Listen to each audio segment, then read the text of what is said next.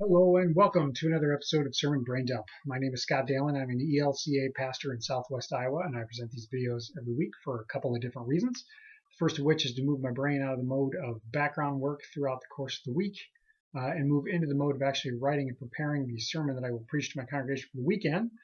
That's the first reason I do these. And the second is just to allow you, the viewer, who have come across this video for whatever reason, brings you here today to gain a little bit different insight into the assigned gospel text for the week.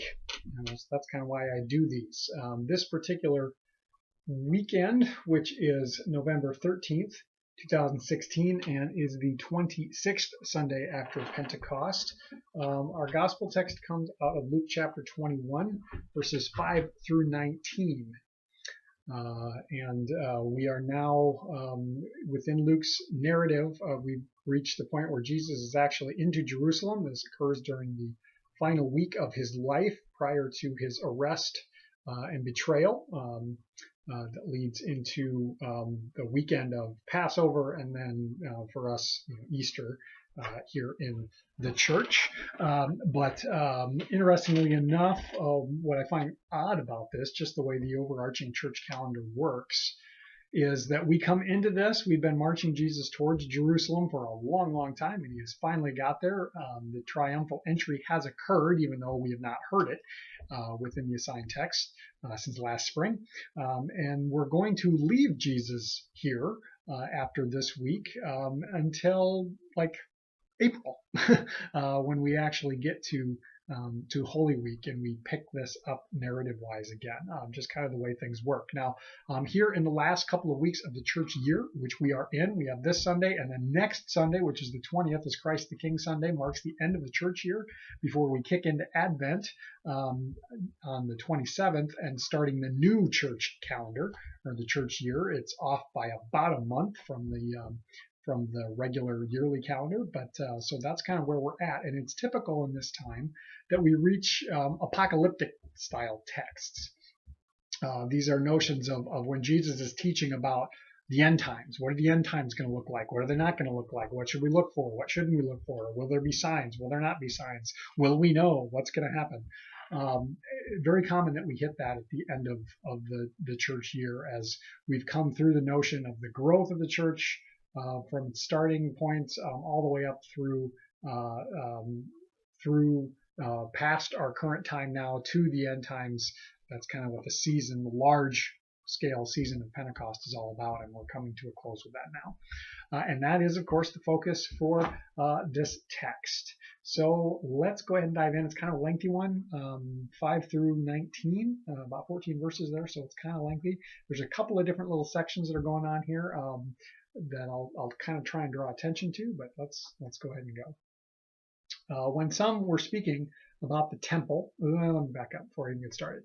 As I mentioned, Jesus is in Jerusalem, and he kind of comes and goes in and out of the city every day, and he hangs out in the temple courts, and he's teaching, and he's interacting, and he's conversing, and he's debating. That's kind of what all this stuff is going on. So that's the setting of where we're at now. That's just some of his the people who are listening to him, mainly the disciples, but there's other people there too. When some were speaking about the temple, how it was adorned with beautiful stones and gifts dedicated to God, he said, "As for these things that you see, the days will come when not one stone will be left upon another, all will be thrown down." They asked him, "Teacher, when will this be, and what will be the sign that it is about to take place?" And he said, "Beware that you are not led astray, for many will come in my name, saying, 'I am he,' or 'I am.' And the time is near. Do not go after them. When you hear of wars and insurrections, do not be terrified, for these things must take place first, but the end will not follow immediately." Then he said to them, "Nation will rise against nation, and kingdom against kingdom. There will be great earthquakes, and in various places famines and plagues, and there will be dreadful portents and great signs from heaven. But before all this occurs, they will arrest you and persecute you. They will hand you over to synagogues and prisons, and you will be brought before kings and governors because of my name. This will give you an opportunity to testify, so make up your mind not to prepare your defense in advance, for I will give you words and wisdom that none of your opponents will be able to withstand or contradict. You will be betrayed even by parents and brothers, by relatives and friends, and they will put some of you to death. You will be hated by all because of my name, but not a hair of your head will perish. By your endurance you will gain your souls." All right, that's the whole thing. Now, again, as I mentioned, kind of three different little micro sections. They all point like to end times.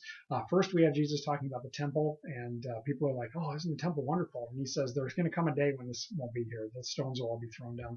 Interestingly enough, if we think about the history, by the time Luke was actually written, it's placed late first century. The temple had already been destroyed in the year 70. Common Era, the temple was razed, was destroyed, and it was no more. So by the time this is written, that's already a reality. Was Jesus foretelling the destruction of the temple? Was he talking about something a little different in Matthew and Mark? In their Gospels, this is present as well, but in that setting, he's kind of talking about the temple of his body, saying, cast these stones down, and in 3 days I will raise them back up again. Here, he's being a little more literal. Is that what's going on? So we've got that first portion. Then the people start asking, well, what are the signs going to be? And he says, you're going to have people coming saying that they are the Messiah. Don't believe them. It kind of seems to indicate here that you will know when it is true, and if it's not, don't follow them. Then he talks about conflict, wars, insurrections, and there's going to be natural disasters like earthquakes and famines, and nations will rise against nations, kingdoms against kingdoms. So that is getting very like end timesy. What's it going to look like? There's going to be all this stuff going on, but he says the end is not here. This is not the end. It will not come immediately. So don't be terrified that the end is right there when all these things begin to happen. And then he talks about more, this final section seems to be aimed more directly at the disciples, that as this is going on and as they are out proclaiming the gospel, they're going to make enemies. And that work is going to cost them perhaps their freedom or their relationships and their families or even their lives. All this is going to happen. And then he ends with kind of this odd little thing of by your endurance you will gain your souls. I don't honestly know quite what to make of that. It seems like kind of a strange little situation. It's almost like, hey, be patient. If you're patient long enough, your life will be given to you, because the Greek word for your soul can also be your life. But that's an odd one. So that's the text, and there's a lot happening here. Now, it's always interesting whenever we come around to the apocalyptic text. It seems to be a theme as I talk about them with people, that they wonder, okay, so what's it going to look like? And the answer is we don't know. We don't know what exactly the end times are going to look like. We get these little glimpses. We get these little teachings. I've heard this called Jesus' little apocalypse, although honestly at the moment my memory is failing me as to why they call it that. But Jesus gives little hints at the end times, and not just the end times, but also the age to come, what the kingdom of heaven will look like once Jesus has returned. We get these little glimpses, but we don't get a step-by-step instruction. We don't get, look for this, and then this is going to happen, and then this is going to happen, and this is the date, and this is what's going to happen, and this won't happen, and this will. We just get little things. So first off, whenever people say that they can predict, oh, this is when the end times are going to be, don't buy it. Even Jesus says, no one, not even me, knows the day or the hour. We don't know. It will happen. The angels foretold that when Jesus comes back, he will come back in the clouds just as he was taken from them. That's really about all we know. So when that happens, that's what's going to happen. Everything else is pretty much speculation. But essentially what we hear in these notions is that things get rough, that life's going to be tough, and it may seem like the end is here. It may seem like it's all going to hell. We're done. But he says, do not be terrified. I find myself coming back to that phrase a lot this week. As I record this, I'm recording it a day earlier than normal, so this is Thursday. We're 2 days out from the election.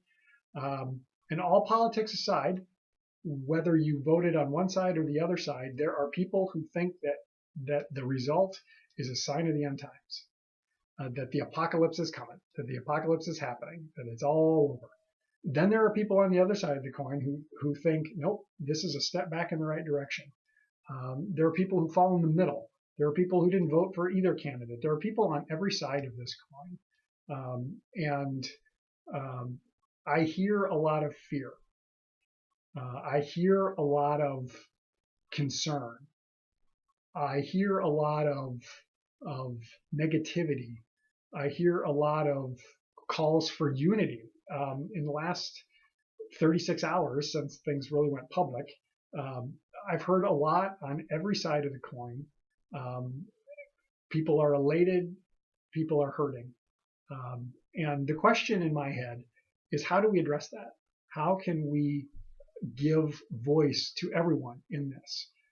Knowing that some feel elated and they have felt like things were going against their hopes, their dreams, their understandings in the past, and now it's a step back in the right direction. There are those who feel the exact opposite, and I don't know who's right. I don't know if any of us are right. I don't know if any of us are wrong. But the question is, how do we speak a word of hope into that? And I guess all I can say, as a pastor, this is the struggle that I feel right now. How do I remain pastor to those who take completely opposite stances on the results of this election, even when they are the polar opposite of my stance on this election? How do I love and care for those people in the same way, regardless of their personal stance on this? And the only thing I can keep coming back to is Jesus says, do not be terrified. By your patience, by your endurance, you will, well, that's that thing at the end that I talked about before, be patient. And this is, I don't know.